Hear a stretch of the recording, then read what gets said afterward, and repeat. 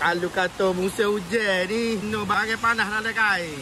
Mesti ada lah. Di Kelantan ni cari mana-mana, mesti ada orang jual bagai panas dalam kain. Ataupun utuh halba.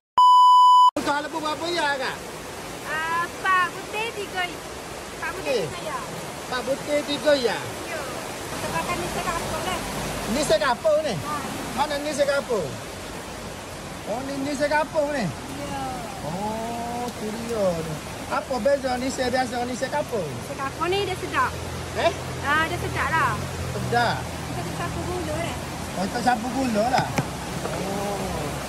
Ni halba ni, hitam ni tak? Ya. Oh, ni halba ni lah. Ni apa pakai butuh halba ni. Ni bagai panas dalam kain ni. Ni dia. Setahun sekali. Ya. Musim hujan lah. Pakai bubuk. Apa dia ni? Daun pisang ni? Ya. Untuk pakai bau. Kita suruh pakai bau. Oh, tu dia. Ni pakai daun pisang. Kalau lain dia ada bubuk plastik lah. Sini bubuk daun pisang. Bau sedap. Lepas tu dia tak licin dah. Dia ni. Kita tak duduk bahaya dah. Tak duduk bahaya. Tu tengok. Tapi besar sini ni.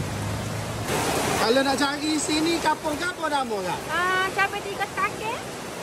Sampai 3 taket. Dekat dengan sekolah Banggu. SK Banggu. Dekat SK Banggu. Ni dia bagai panah dalam kain. Utuh halba. Panas-panas lagi ni. Uish, panas. Kita nak terai katanya guna ni sekapur dah. Ni sekapur. Oh, panas weh. Oh. Pakai dia cicuh dengan nyo lah. Nyo ni dia manis dia sebab dia sapu gula dah. Bismillahirrahmanirrahim. Oh. Jaga ni panas juga. Sebab apa dia ada halba. Halba ni untuk panaskan tubuh kita bila musim sejuk. Lagu ni. Ubi kayu pun bagus. Sebab ubi kayu ni dia ada karbohidrat. Beri tenaga orang kata. Cara makan dia dah. Oh, sedap.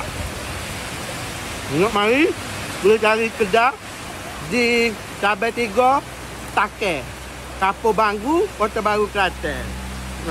Cari betul-betul Cabai 3. Dah, utuh halba.